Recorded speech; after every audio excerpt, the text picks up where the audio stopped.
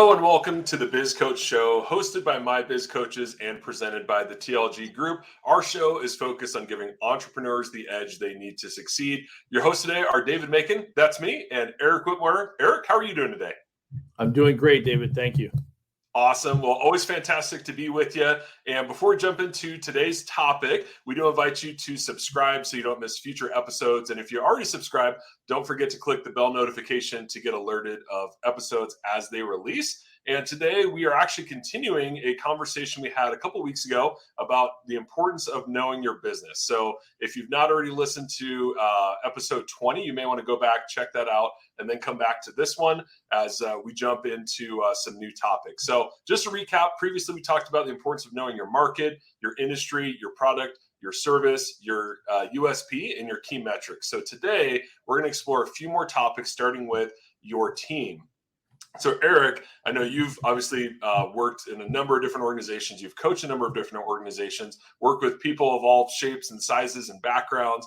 And I know you know how important it is to really understand your team, their strengths. So maybe tell us a little bit about that and kind of why you think that's so critical for the small business owner. Well, as you're even saying that, it's making me think, we've had some pretty sizable teams over the years. As a matter of fact, my last team was multi-hundreds of people. But my core group was my director group. And at that point, I had 9 sales directors and then an operational director. But I think that the biggest thing to really kind of take away from this, and that core group would probably be more representative of what our typical client would probably have as a direct report team. One of the biggest challenges is really truly understanding and knowing your team. And that's a big piece of an effective leader. I mean, it comes down to how good your leadership is and really truly understanding your team, knowing their strengths, knowing their weaknesses, and how to lead them effectively. So, I think of some of my clients and I'm like, okay, well, this particular individual is really good at these particular skill sets. And this individual is more tech savvy and they really enjoy kind of digging into some of that component of the business. And this particular individual would just be happy just to, be on a phone and just crank through a bunch of phone calls. And ironically, that's a skill set that completely, I'm like, I would have no interest in whatsoever, but they're totally fine with it. So I think it's really important as an owner to really understand who it is that you have working on your team. David, as you know, one of the tools that we used to use was StrengthsFinder. Oh yeah. StrengthsFinder, sorry. And I'm trying to remember the name of that book, but the StrengthsFinder's tool that we used would walk an individual through and help them quickly acknowledge where their strengths are. And as a leader, being able to kind of review that information and glean some insight into, where their strengths are, where they're most comfortable doing the skills that they do or doing the tasks that they do, I should say. And then recognizing where there's opportunities where that it's something they're not necessarily inherently good at, or more specifically don't want to do. It allows you to kind of balance out the team and find put people in roles that they want to be doing, one, that they're good at, two, which typically we like doing stuff we're good at. But then in addition to that, 3, as you look at your team and you recognize there's gaps in certain areas, things that you want to be better at as an organization, you can recognize that, hey, I don't have anybody in my team who's really good at this. So let me plug somebody, let me hire somebody. The next person I hire, whatever role we're looking to fill, let's make sure that they have some experience and more particularly that some inclination to want to do these types of tasks, because we need somebody who's really good at that. Somebody who's naturally very organized, it works really well in a support role, like an assistant role, but they can also do a lot of project management type work. And that could be very valuable for an organization, especially if you're taking on new projects, growing and scaling your operations and things like that. So I think it starts, one, with learning and knowing your team, and then understanding, where they're best suited to fit into the organization and what roles they can play. Yeah, absolutely. It's interesting you say that, Eric. One of the things that I've done for a while, and I think we both kind of started doing around the same time, is when I take over a team or if I add somebody new to my team, we do the StrengthsFinder assessment. And I think what's interesting is a lot of people, if they've never done that before, that's a new concept to them. They're kind of surprised not only by how accurate it is, but they actually learn things about themselves and like, oh my gosh, yeah, that makes sense why I've been doing this, for 15 years, right? So it can be Right. for them, but then it also helps the team. In fact, that's one of the exercises we do is everybody brings their assessment and we take turns kind of reading each other's strengths and things that how to leverage that, or things that might frustrate them based on that strength. So that helps everybody understand one another better as well. But then I think the other team, and I know you've done this, I've seen you do this, and you're a master at it, is really connecting with your team, right? So not just understanding them, their skills, their strengths, really, taking time to invest in them. And I think that's even more important, if organizations are doing a hybrid work model or work from home, you have to be so much more intentional about connecting with your team. So maybe just any thoughts on that, on how you've kind of leveraged that connection or taken the time to connect with people and how that's influenced your leadership. Yeah, I appreciate that, David. And sometimes I probably take that. I probably don't recognize that in myself as much, but that's a valid point. I would say that the biggest opportunity there is you have to care about people, right? I think that one of the opportunities that any organization goes through is determining what makes a good leadership or a good candidate for a leadership role. And if you remember very succinctly in early days, very distinctly in the early days, I would argue that the people we were promoting were really good salespeople, which didn't necessarily always make for good store managers. Right. And store managers, as good as they were, didn't always necessarily make the best sales directors. And it was in their emotional intelligence, which we don't talk enough about, in my opinion, in the work world and business in general. I know it's more prevalent today than it was maybe 10 years ago, but it's the ability to acknowledge somebody on a personal level and really kind of gain insight into them as an individual and truly know and understand how what you say impacts people. That level of emotional intelligence goes a long way. And I think that as you're saying what you're saying, David, I'm kind of thinking through for myself. That was something that always I think gave me an edge over my competition from a leadership role, is I took the time to understand, to your point, my people, and more specifically, what connections I had with the people that I led. So for instance, if we had a connection in sports, right? And we both were really into football or some other, area where we could make a connection, I would go above and beyond to use that, to leverage that relationship. And I don't mean that leverage in a bad way. I mean, we're just really allowing ourselves to connect in that way. And you could probably speak better to this than I could, but in every employee that I'd engage with, I'd look for that relatability, right? And so I would ask questions until I found 2 or 3 things that I could relate to them on. So in every scenario, right, I'm going through and you remember how big my territory was and how many employees I have. I would go into a store and I'd walk in and I'd get to meet some people. And sometimes I'd have some preconceived notions and biases going into a store because I'm frustrated with performance or something like that.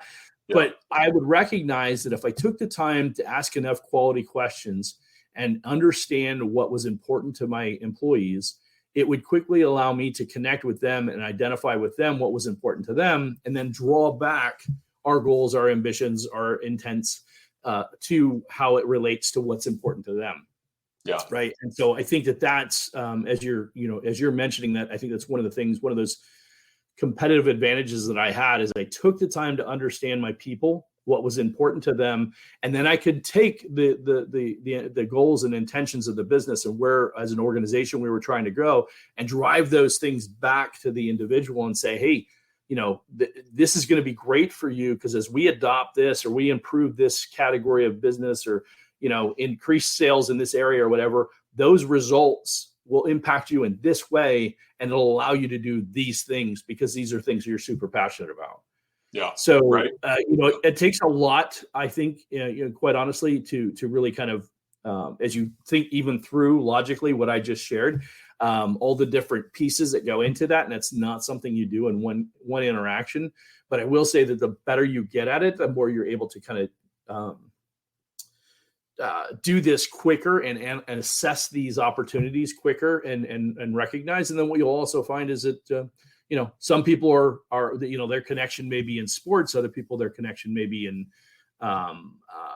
music. It could be, whatever, and I'm a pretty diverse individual. I got a lot of different passions, and they're not, they're relatively unique in the sense that I could go a lot of different ways. I could talk about country music, I could talk about rap music, and it makes me relatable in a lot of different ways.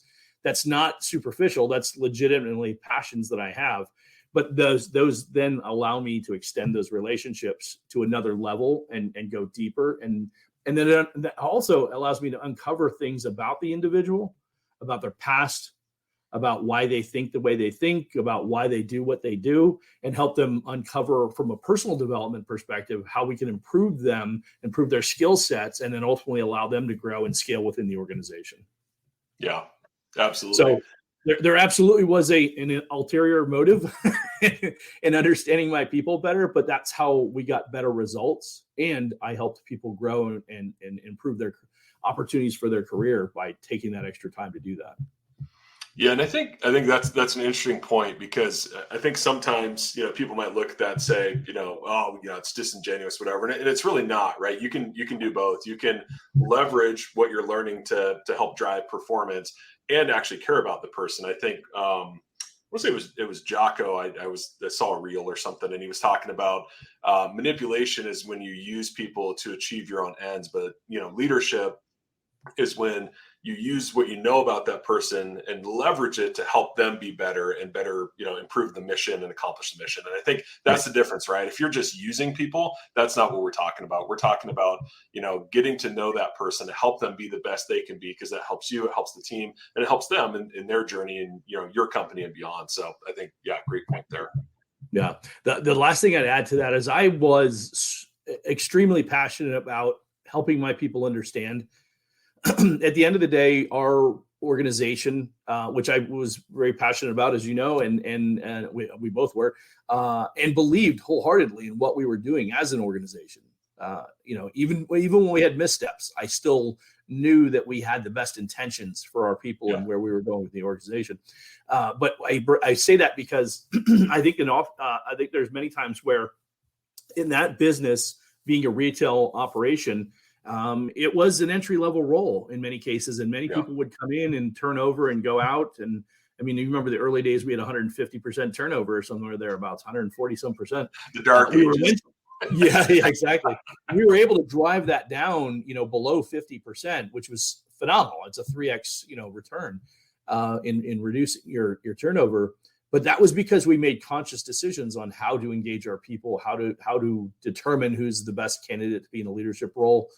As you and I both know, people don't necessarily leave organizations, they leave leadership.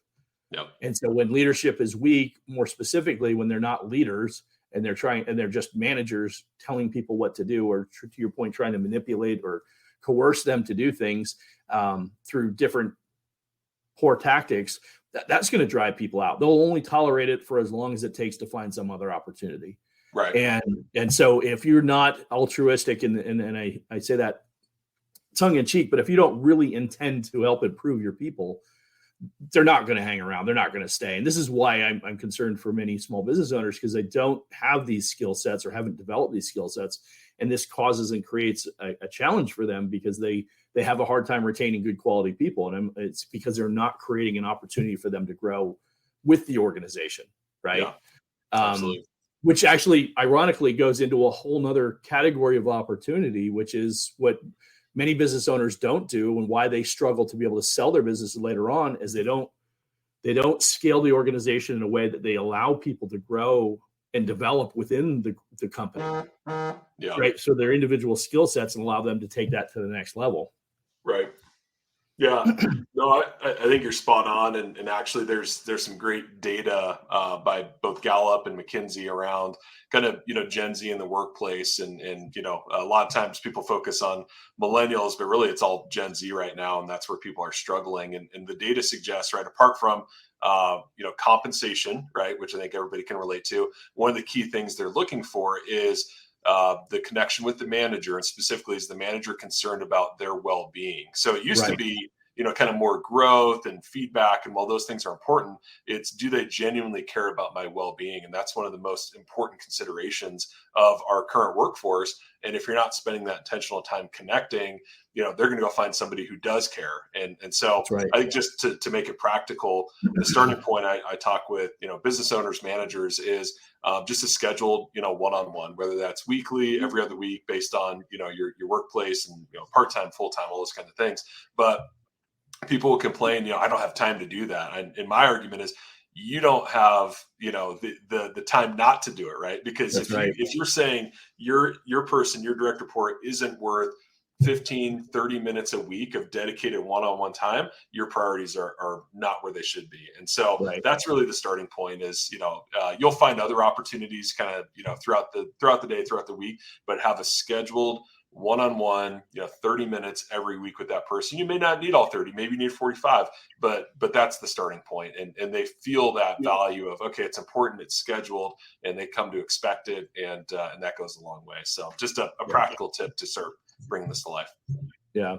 If I could, I'm going to share one brief point. And you remember very well, I know you do, when I made this specific change in my leadership style, and it goes back to my personal development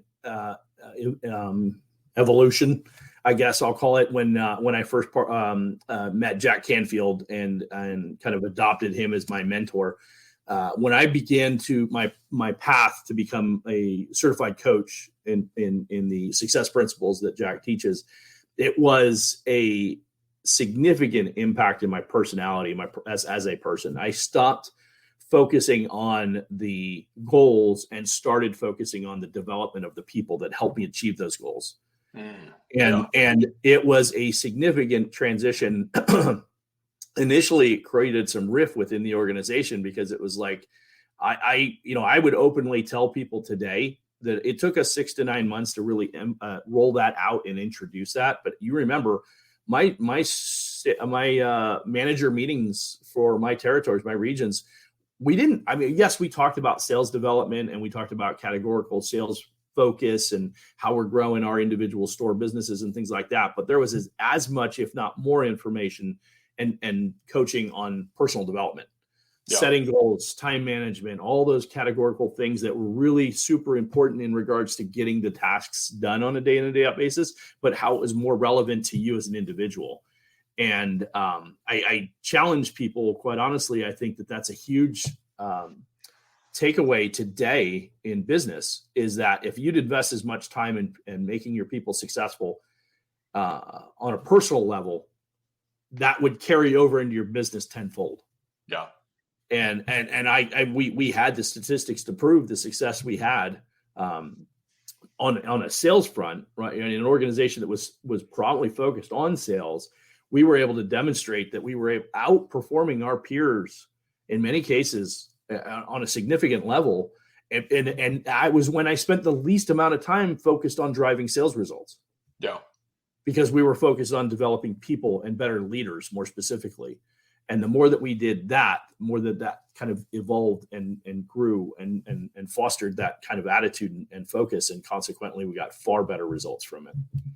Yeah, I say, I think, to borrow from, I want to say it's built to last, but you were building a clock, right? And that takes more time, but both in the midterm and the long term, that's the strategy that wins, is the people development strategy. Everything else, you may see some immediate results, just because people are scared or threatened or feel like they're going to get fired, right? But when you're investing in people, that's the strategy that wins, and then builds a better culture where you're developing future leaders, and the cycle just repeats. So I got to see that firsthand. Absolutely. And it works, right? It works, and then it's sustainable, and then everybody's job is better because of it. So it's a great point. Awesome. Well, I know we could probably spend 3 hours on this because we're both passionate about it. Easy. Let's maybe shift gears to another important thing, right? If we take the time, know our team, connect. Really, the next thing is understanding our customer, and really that's critical. Whether you're in a product-based business, service-based business, or anything in between. So, Eric, maybe talk to us a little bit about kind of the importance of understanding your customer, your client, and what that does for the small business. Yeah, so that's a great point. I mean, I don't think it's really conceptually, it's not a whole lot different. You're taking the time to understand your people, you understand your client, right? If you don't understand your client, you're selling them products and services that may not be relevant to them or may not be as important to them. Yeah. And as an entrepreneur, one of the challenges that we often run into in running our own business is that we think that all our great ideas are phenomenal and everybody's going to love them. Yeah. and unfortunately, many of us will have an experience, at least one, if not many, where we realize that that's as much as it was a great idea in our head, it didn't seem to resonate with anybody else, or at least not enough in a way to really be able to grow and scale that particular individual business. Yeah. So the best way to do that is really kind of take the time to understand what are the pain points of the people, your target audience, right? What are they struggling with? What are their frustrations? And I'll be honest, I've been, investing more and more time trying to understand this as I move into the business coaching over the last 4 years. The more that I do this, the more that I realize I know. Let me state this clearly. I know what I think is wrong in a business, and I'm usually relatively good about. I'm intuitive and I understand what's wrong with the business. However, what I see as wrong in the business isn't necessarily what the specific pain point that the business owner is struggling with. Yeah. So I see the root cause, right? I'm able to decipher down and get to the root cause. But what the business owner feels the pain on, or where they're struggling, is different. And there's a disconnect there. And so it really requires to ask more good questions to truly uncover, okay, this is your pain point. This is your frustration. For instance, as I've mentioned many times on this show, that many clients come to us because they're lacking leads or sales. Yeah. Right. And more specifically, leads, probably even more so than sales. And I would often say, look, I know you think that you have a lead problem. I'm going to guess that you more likely have a conversion problem, a sales problem. Yeah. Right. And I said that many, many times. Right. And the reality is that I have to continue to ask questions until I really uncover what truly is the issue. Because until we do that, and that's where, as an owner, as that business owner, we're helping them distinguish what's their pain point versus what's their customer's pain point. Yeah.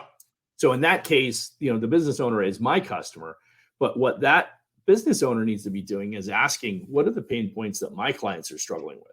Are they happy with our fulfillment process? Are they satisfied with our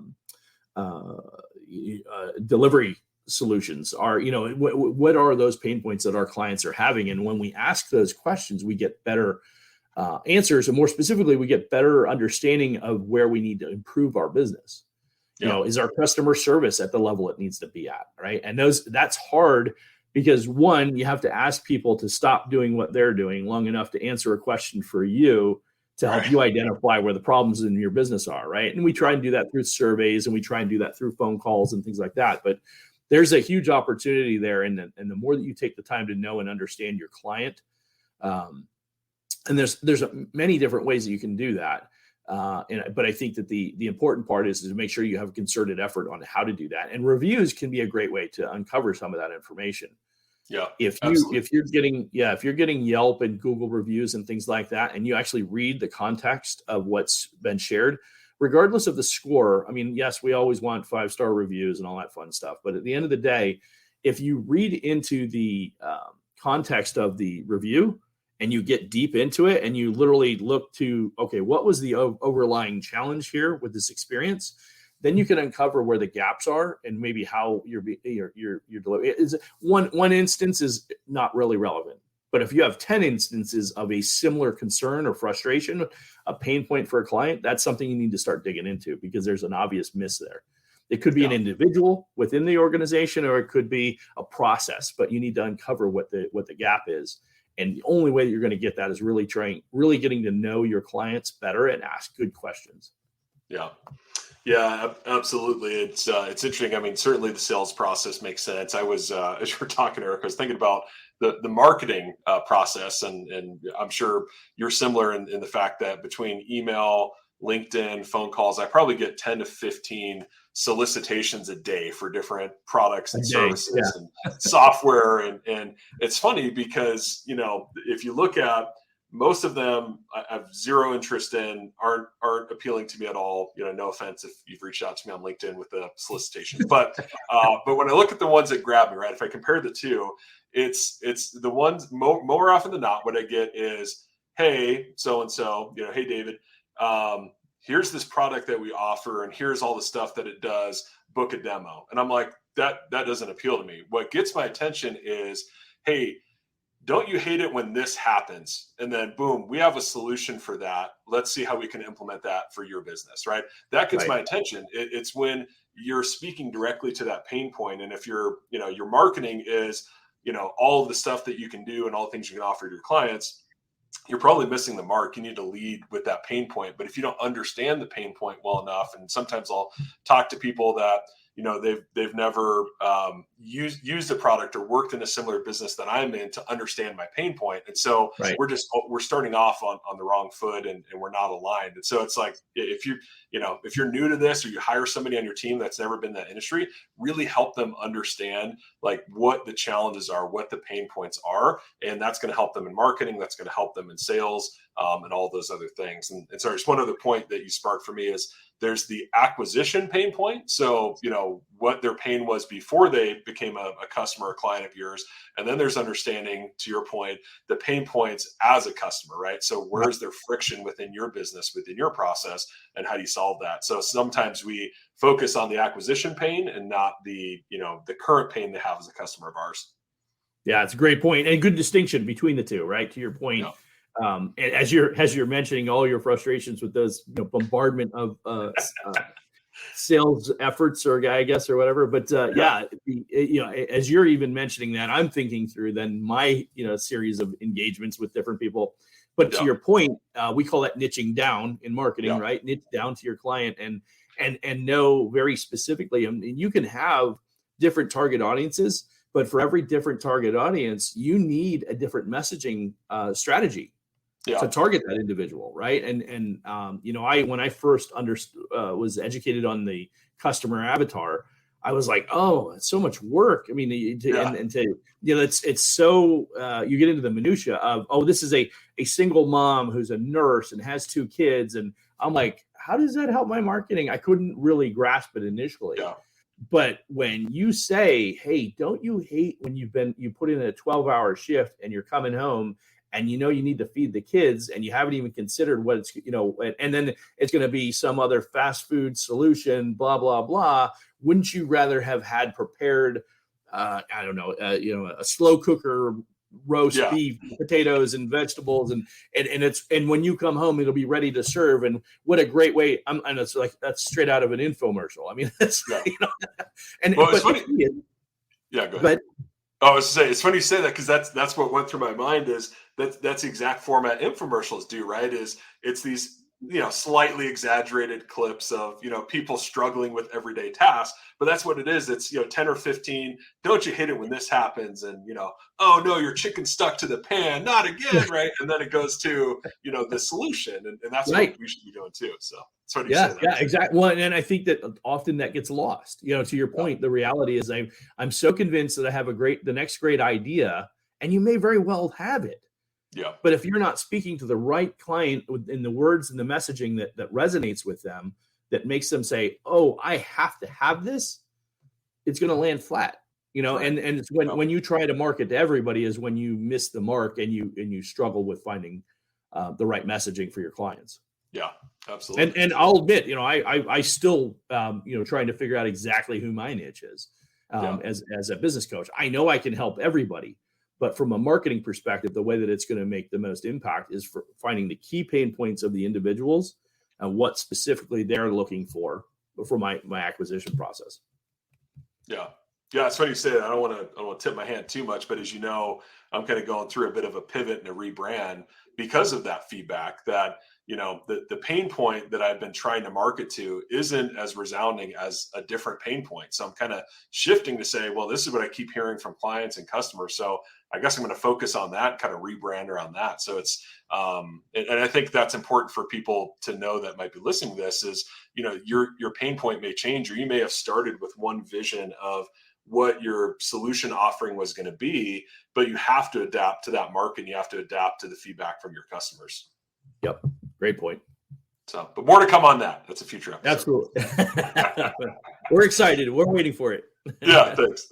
But okay. So we touched on the sales process. Anything else there? We're talking about the importance of knowing your business and really understanding, the funnel, the sales process that your business has. We touched on a little bit from a customer kind of pain point perspective, but anything else you want to add on the importance of understanding the sales process, regardless of, where you fit in as the business owner? Yeah. It's in the Business Mastery Conference that we did a couple of weeks ago. I think it was over a month ago now. Wow. How time flies. But there was a piece that I did on sales. Obviously I did a piece on sales, and that's, a little bit of my forte. But one of the things that I reminded people of during that presentation was the idea, at the end of the day, if you're a solopreneur or a small operator, generally speaking, as the owner, if you're not the best salesperson in the organization, if you've grown to a point where you have one or two other people who are better at sales, but you need to be the most competent in the sales process, because somebody at the end of the day has to manage the people who sell. And if you're the only salesperson and you're not actively reviewing a sales process, something that you're following, a documented step-by-step approach on how to handle every customer, then you have no basis to go back and be able to determine whether or not what you're doing is successful. I mean, you got to track your sales data, right? If you had 35 sales conversations last month, and that turned into 15 assessments, and of those 15 assessments, you closed 5 clients. Well, you have 33% closing ratio. And you're, 15 out of 30, whatever those numbers are, right? You back into those numbers. If you're not tracking that, one, you have no idea whether or not you're progressing or regressing in your activity, and right. That's leading to your sales. But if you don't have a step-by-step process, you're not going to know that whether or not 5 out of 15 is a good closing ratio. Yeah. Right. Or more specifically, if you did 5 out of 15 last month, but this month you did 2 out of 22 for an 11% closing ratio, that's a concern, because you just went from 33 to 11%. What was the difference? Right. And you won't know what the difference was if you don't have a step-by-step process that allows you to determine, okay, where were the gaps here? So for instance, the first one is in my needs analysis and determining, or building rapport is my first step. Right. So I need to build rapport. Well, did I shortcut the building rapport step? Or do I truly have a good connection with this individual? Okay, no, I did that right. Okay, well, then I go to step 2. Did I do a thorough needs analysis? Did I uncover the concerns that they have? Going back to the pain points, did I uncover the pain points that they're struggling with that would help improve that, right? And I continue to progress through that. And when I asked for the close, did I actually ask for the business? Or did I just assume that they were going to do it? And I just kind of, did I actually say the words, so what would it take to move forward with us today? Right. Yep. Right. If I didn't ask that question, I didn't close the sale. I didn't go for the close. Right. Right. And so there's this progressive step-by-step 6 steps that you go through. And then the last one is the post-sale follow-up. Right. There's been a number of my sales in the coaching business world that I have not sold in the initial conversation, even in the follow-up conversation, but 2 or 3 weeks later in some eDrip follow-up campaign, they've reached back out and said, you know what, I think I'm ready. I want to go ahead and move forward. Yeah. And, one of them was, we didn't actually close it because of our show, but somebody went back and reviewed. They had already made the mental decision to buy, but they went back and they were reviewing some of our earlier episodes of my Biz Coach Show, or the Biz Coach Show. And when they did, they were like, oh no, this is the guy I got to work with. And so, that closed the deal. But and for me, I see that as a portion of post-sale follow-up.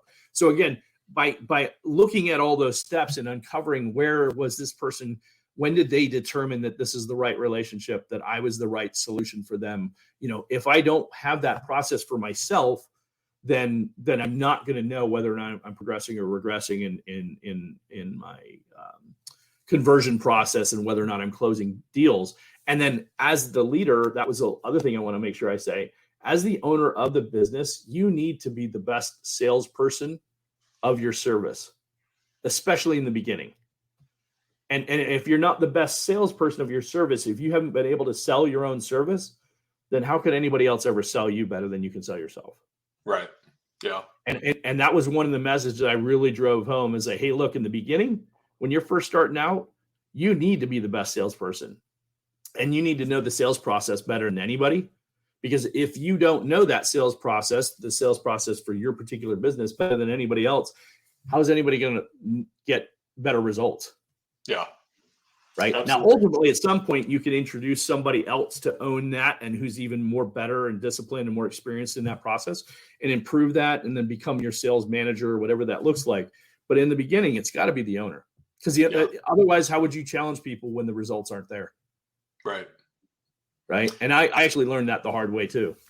Yeah, I was gonna say, I think what's resonating with me about what you're saying is, and it's important for business owners to understand this, is a sales process is just like any other business process. It needs to be documented. It needs to be structured. There needs to be, checks and balances and inspection points, and just like you would have for manufacturing or anything else, right? So that's the first thing. And when it's a process, the reason that's so critical is that if it's a measurable process, you're less reliant on somebody who has a lot of talent in that area. And you may have a different number, Eric, but for me, out of 500 salespeople, there's maybe 1 in 500 that's just a phenomenal, natural born salesperson that you think of.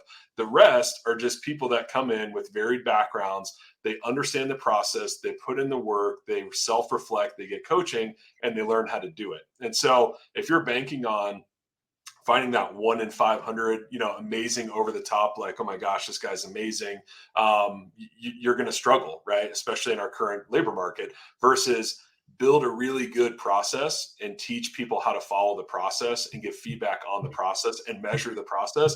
Your results are going to be that much better. So that was the first thing. And I think just the second thing that comes to mind for me is, for me, I tend to work with kind of more like tech centric companies. And so in a lot of cases, the owner is maybe the person who created the product. They're more of the IT, product development side of the business. And maybe sales is not an area that they focus on. They hired that out, to your point, right? They hired a salesperson to run it so they could focus on the IT. But even in that situation, they need to understand the sales process for their business, right? Even if they're not the one who's directly doing it, they should be able to have a conversation and understand that process inside and out. Not only, just succession planning, if that person leaves, somebody's got to manage that, but it's their business, it's their revenue. You have to understand those things and inspect it. So just, everybody needs to be a salesperson in that business. And to your point, nobody more so than the owner. Yeah, exactly. I think that's a major takeaway though for a lot of startup, particularly. The reality is, at the end of the day, the owner has to be the best salesperson. Or if it's a group of owners, if it's multiple people, one of those people needs to be the best salesperson and needs to own that sales process. Like I said, at some point somewhere down the road, eventually you became the owner of the sales process within the organization we used to be at. But that was years into our development and our growth as an organization. Right. And it was out of necessity because we needed multiple people to carry that torch. But in the beginning, the first core group of people is, it was our COO. And then ultimately it became people like myself as the executive director team to kind of extend that. And then then we introduced the training team in, I don't know, about the 4th or 5th year. I can't remember exactly, probably about the 3rd or 4th year. You were the first trainer that we hired. Right. It was the first person of that department. And then it was, okay, now you are the carrier of that torch and you need to sustain it. And you had a team working for you, but it was an extension of each time it was, and we, carried that message, and we tweaked the sales process a little bit over time, but generally speaking, it was pretty consistent. the same process that we started with early on. Yeah, agreed. Yeah, and bringing it full circle, it's a process, right? So, yep. Speaking of process, kind of two other things we want to focus on. One is, understanding the fulfillment process. So sales, obviously, the front end, fulfillment, kind of the back end of that customer life cycle. So what are your thoughts on the importance of that business owner really understanding the nuts and bolts of the fulfillment process? Yeah, so interesting. Every business is different. I liken the majority of my time spent in the wireless industry and what that fulfillment process looked like, right? It was like I hand you the box, the phone, right, with the accessories, and yeah, pretty simple, you're on right? your way. Yeah, and you're on your way, and all I need to do is make sure I follow up with you. And quite honestly, in the early days of that relationship, the follow up was really designed around generating referrals, right? So I could get more sales. Right. But yes, there was some, how do I set up my voicemail? I mean, you go through some of the different components of that, and then we created automated processes, or at least the carrier did. It created processes to provide that kind of solution for clients. But that's, as you grow and scale, those are the things you need to look for. Is how can I streamline this process to provide a better experience for my clients? In the information world that I live in today, it's quite a bit different. Even then, there's the interaction fulfillment that I do, meaning delivering the coaching solutions and things like that in an organized fashion. So scheduling that on my calendar. I mean, there's so many things that go into the deliverables of a coaching relationship, right? Yeah. There's also all the back end content that I have available for my clients where they can go in and find that information, and making sure that they understand and remember how to get back into, because they don't use that video content as relevant or as what's the word I want to say, as often. And consequently, so they forget how to log in and find that information. So there's a lot that goes into that. And again, I think you have to have a very conscious thought process about how do I want my client to experience the level, not just the deliverable of the initial interaction, right? The initial transaction, I guess, for lack of a better term, but what does it look like in the months or weeks and months after that? How do I continue to provide the solutions that I offered up front and do it in a way that's of value to my client? If I recognize that my average client is lacking in time, how do I make it more efficient for them to find the information that I said I was going to provide for them? Right. And if I take that into any other product business, it's like, okay, well, this is the product that I sold you today. Making sure it got delivered to you in a timely manner, all that fun stuff. But then, do you understand how to use this product? Right. Is there something, can I provide videos with training tutorials to make sure that you have the best user experience? Did you know that your product can also do this? That was one of the things that I learned in the wireless industry over all those years with the tech advances that happened. I joke with people and say, hey, I started in the wireless industry when it was paging. And I get this funny looks, if they're younger, they're like, what's a pager? And then if they're older, they're like, oh yeah, I remember those, it turns into this story. But the, how much the industry changed in that 20 plus years that I was doing that. The reality is that the fulfillment process, like I'd sell you the phone. Well, shoot, you have no idea what all your phone is capable of doing if you just recently purchased a phone and 2 years earlier you were carrying a flip phone. Right. Yeah. If you were carrying a flip phone and 2 years later you upgraded to some, I don't know, BlackBerry or one of the new Samsungs or something like that, and you're like, I can get on the internet and I can watch movies and I can do this, and you're like, what? This is like game changer. Yeah. But how do I ensure that all the things that are available to you? And then that created a whole new world of upsell opportunities, because I took the time to help educate you on how you can use your phone. The camera was another big thing. Yeah. The evolvement of the cameras in this phones that we had. It was like, did you know that you can actually make a movie on your phone now? It's like that kind of conversation. So I'm kind of getting off track a little bit, but the point is that if you don't take the time to educate your client after the sale and all the different things that your products or services are capable of doing for the client, then the initial purchase is over, but the life cycle of the client dips off dramatically if you don't find a way to continue to engage them and show them the value you actually continue to offer. Yeah, absolutely. Yeah, I was just going to add, I think one of the things that business owners, at least that I work with, and your experience may be different, is as you grow, the risk of messing up the fulfillment increases, right? So, so the bigger you get, the more people you have involved in that process with varying degrees of, competency and things like that, the harder it is to really nail that smooth onboarding and fulfillment process. And so for me, right, that's really where technology, whether it's a CRM or a project management tool, that can be really critical. But I also think, we have to understand we're in the environment of now, right? With Amazon, where you can get, hit buy and it shows up in 3 hours. I mean, it's just insane. Right. Yeah, that's crazy, right? Yeah. So it's like, if you're not embracing that now, or, just in time fulfillment type solution, you're going to struggle, because that's what the current, buyer is looking for, regardless of the kind of business that you're in. So just a couple of cautions there. Yeah. And we had our at least one, if not two episodes dedicated to, AI, and more specifically digitizing and automating your business, right? And that, which is what at My Biz Coach is one of the things we talk about on a regular basis. Yeah. That is one of those pieces, is that post fulfillment, right? I mean, even the fulfillment process, how much of that can we automate and digitize?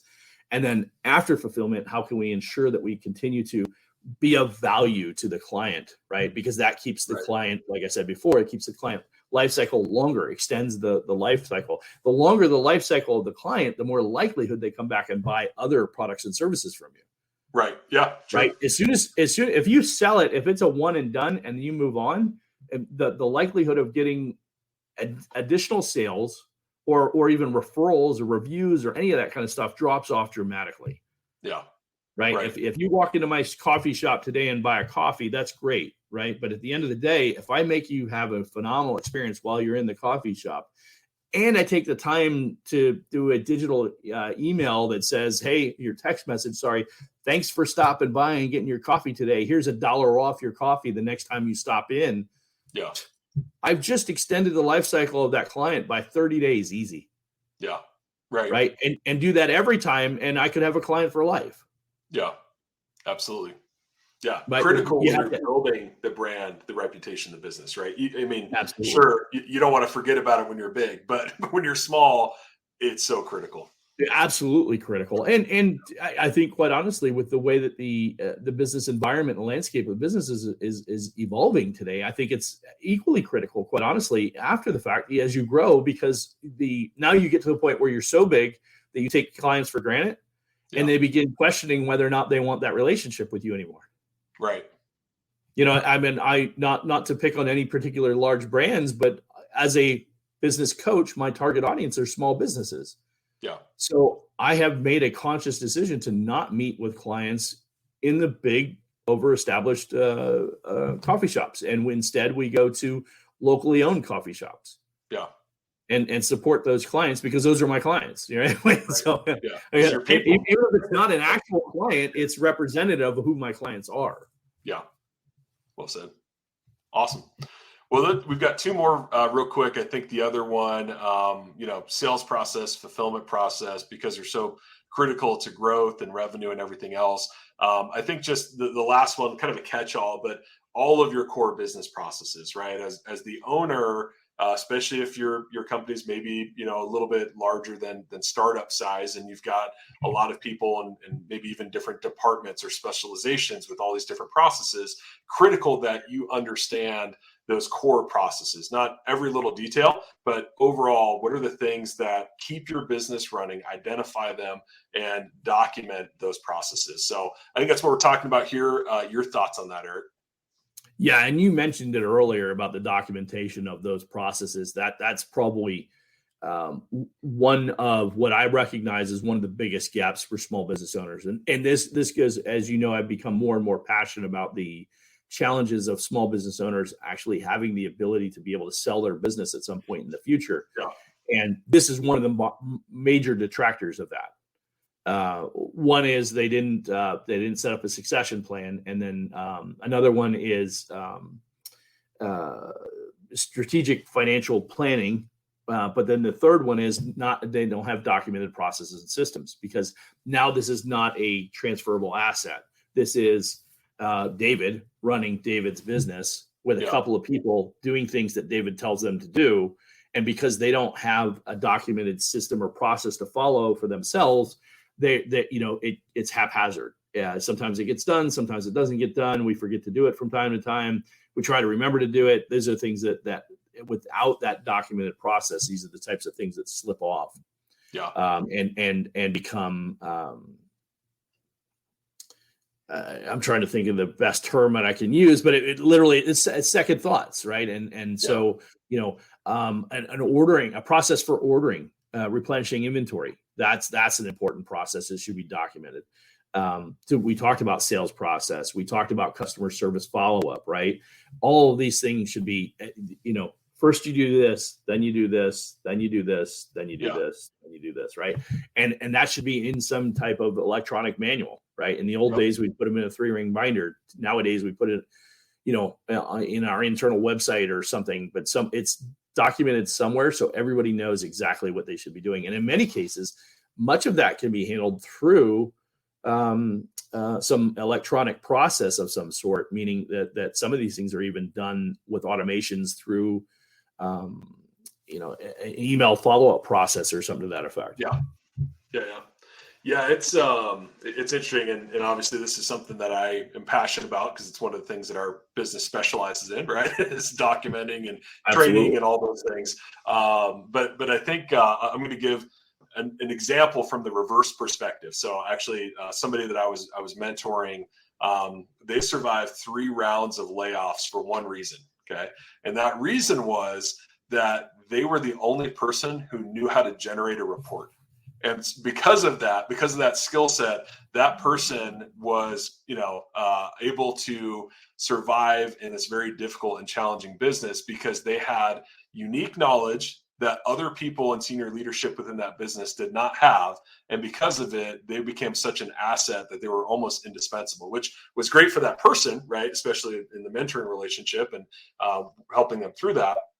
But if you think about that from a business perspective, if you have an employee, right, or maybe multiple employees that have unique knowledge that you don't have as the business owner, that puts you at risk, right? Because if those are, not great employees, or they're underperforming employees, or, maybe a toxic person that's having a negative impact on your team, you have to be able to make those decisions to move those people out. And oftentimes what I find is people think that they're too small to worry about succession planning. And I would say you're never too small to think about and worry about that, because you could be held hostage by people that have those skills. So I just kind of want to touch base on that. I think just important for small business owners to understand that and to really think about that, because you never want to be held hostage to something you don't know with your own business. So, well, I think the next big thing that we want to look at then is understanding your competition. So we talked about your team, your customer, the sales process, fulfillment, all of your core business processes. But I think you could still have a struggling business if you don't understand your competition. So Eric, would love to get your thoughts on that. Yeah, it's interesting. I think back to the early days of the wireless industry specifically. I could make analogies to some of the smaller businesses I had over the years, whether it was the trucking business, the leads business, the coffee shop. That was actually a good example of knowing your competition. But I think about the early days of wireless, and I remember when I first started my first stores that I was in, one of the biggest challenges that we would have is somebody would come out with a new promotional offer. And obviously back then it was all print and radio, maybe an occasional cable commercial or something, but most of it was print and radio.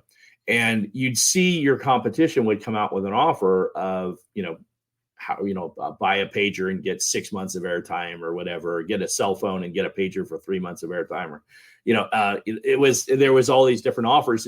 And what you'd have to do is you'd have to sift through and read the, I would call it legalese today. It wasn't really necessarily legalese, but what were the determining, the things that played into that. Like, oh, you had to have a 2-year contract to do this, or you had to also buy $100 worth of accessories to get this special offer, or whatever it was, right? You needed to make sure that you understood everything that went into that. And so we had to literally pick up the phone whenever we'd have somebody say, like they would call in, they would ask and say, oh, hey, what's the price of such and such a phone, or what's the price of this offer for paging, or whatever it might be. And then they would be like, well, your competition's doing this, or maybe you'd get a copy of a particular flyer, not a flyer typically, but a magazine article or something like that. And then as a team, as the store managers, we'd share amongst ourselves and say, hey, did you see this? Take a look at this or whatever. But we literally would have to pick up the phone and then call a competition and find out from them what were the stipulations for that particular offer. Yeah. Yep. And the reason that was so important is I needed to be able to sell against the competition. Right. So when you as a client would walk into my store and say, yeah, I was looking at this and I was over at, let's say, Verizon, for instance, which was AirTouch back then. But they would come in and say, I was over at such and such a company and they had this offer and this was their price point. And I'm like, okay, well, that required a 2-year contract and it came with these particular services and you had to get this additional. And they're like, oh, I didn't know that. I'm like, well, and I can match that offer with my service and do this way, right? But I couldn't overcome those objections because they were really good about crafting these deals. Oh, yeah. So I as I think back to that was one of the things that was super important. Is to be able to outsell or sell against your competition, you need to know what they're doing and what their strengths are and what their opportunities are, so you can convey that to your potential client. And if I jump ahead quite a few years at that point to my coffee business, one of the mistakes that we made in acquiring the coffee business, it was an existing coffee shop that we bought, and I tell this story to illustrate the importance of really taking the time to understand your competition. What had happened was we had a business that we were fairly confident was making good profits, and we were excited to be able to buy it at a price that we thought was very affordable. It was maybe 2x of their EBITDA. And we're like, oh, this is going to be good. We're going to build this up. There's so much opportunity here. It's in a great area. The area is being redeveloped. We thought we could just grow right along with it. And in all the due diligence on the financials and everything like that, I was confident that I had uncovered anything that I thought was a concern, and we addressed it in the sale. And then fast forward 6 months into acquiring the business, numbers are beginning to drop. Well, initially it's summertime, so it's going to be slow. That makes sense, right? But it didn't really come back in the fall. We couldn't figure out why. And we're like, what's wrong? Well, we need to do this. We need to do that. We need to improve this. We need to improve that. Well, one of the metrics that I was measuring very closely was the revenue per transaction. Well, that had almost doubled. We went from $4.50 to like over $7. Nice. And so, it was like, we're making a huge improvement here, but overall revenue is not improving, which means we have less customers. And so we, tracking it back and what's going on. Well, what we didn't uncover in our due diligence of the acquisition is we did not recognize that there were 5 new coffee shops that had opened within a 5-mile radius of our coffee shops. Brutal, man. And they had all opened within a year of us acquiring the business. Yeah. So, and leading, like in the time leading up to or shortly up after our time of acquiring. So what we were feeling was the business just kind of bleeding off to other areas, right? Well, this is the hot new coffee shop, so business would just kind of trend to go over here. And that happens in any business environment, right? Whenever there's something new, there's a tendency to kind of everybody gravitates that. But what crushed us was not knowing that there had been 5 new coffee shops opened. So even though the revenues looked good, those companies were ramping up while this company was static. And so even though we felt like we could capture more new business, what we didn't realize is with the 5 new ones fighting for that same amount of business immediately was spreading out all the potential clients. And it was a huge hit. And we were able to sustain for 2.5 years, but when it came time to renew the lease, we ended up just shutting down the coffee shop, because with all the work that we did to incrementally add more clients and bring in more revenue, it was still, we're fighting for a small portion of the market share. Yeah. And it was just not having the due diligence in the due diligence process to recognize that other shops had opened in the area. And you literally don't know how else you would have known that other than to canvass the area. Yeah. So again, knowing your competition, if people are moving in, and the dagger in the side was the sixth one that literally opened across the street from our coffee shop. That'll do it. Yeah, and it wasn't just a coffee shop; it was a coffee shop during the day and a craft beer facility at night. And I'm like, we can't compete with that. Yeah. I'm not much of a brewer. No, those are all really good points. I was going to share maybe a complementary point, but kind of on the other end of the spectrum too, is I think sometimes business owners are too hyper-focused on competition. I don't know if you've seen that as well. But but then they become reactive, right? All I'm doing is reacting to my competitors instead of leading in my market. And so I think that's something to think about too, is yes, it's important to know what they're doing. Yes, it's important to understand their moves, but really as the business owner, you have to detach and look at the broader landscape of, where's the industry headed, or where is nobody, solving pain points for all of these clients that all these competitors serve. And I'm going to go that direction. And I think a good example of that, based on our mutual experience, was when John Ledger came and took over T-Mobile. That's what he did. He said, what's broken across the industry? Like, forget the individual competitors. What sucks? What does everybody hate? And I'm just going to focus on that. And nobody else was doing that because everybody else was, kind of playing the same old game, just different ways and trying to outmaneuver. And he just went a very different direction, and that disrupted the competitors, and they gained huge market share in that process. And so I think, if you're only looking at those moves and trying to compete versus, thinking a little bit more strategically, a couple moves ahead, or maybe in a different way, that can help you set your business apart too. Yeah. And ironically, as you mentioned, that is a huge takeaway, because I think, in my opinion, my humble opinion, that is going to be the game changer in all service-based businesses in the next 5 to 10 years. Yeah. And I don't typically like to make very overarching statements like that, but I am 100% certain that people are going to come in. They're going to do, to your point, what Ledger did in the wireless industry, because that didn't just upset and that completely changed the entire wireless industry. Yeah, and telecom overall, right? I mean, not even just wireless. Yeah, exactly. And it dramatically changed, the landscape, because for the longest time before Ledger, T-Mobile was like, there's these three carriers, and then there's T-Mobile, right? Yeah.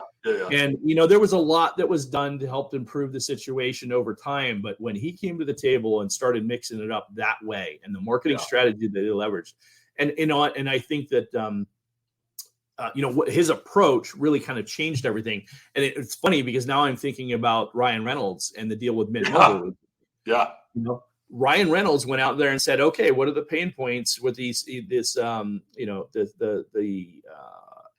wouldn't really call it prepaid wireless, because it was a standard offering, right? And they were able to basically tie that together and make that an offer that, this is, it's like, let's do this. And they literally grew this business, and what they get, 1.3 billion. It was huge. Yeah. Yeah. And out of I don't think that they had more than 10 million subscribers.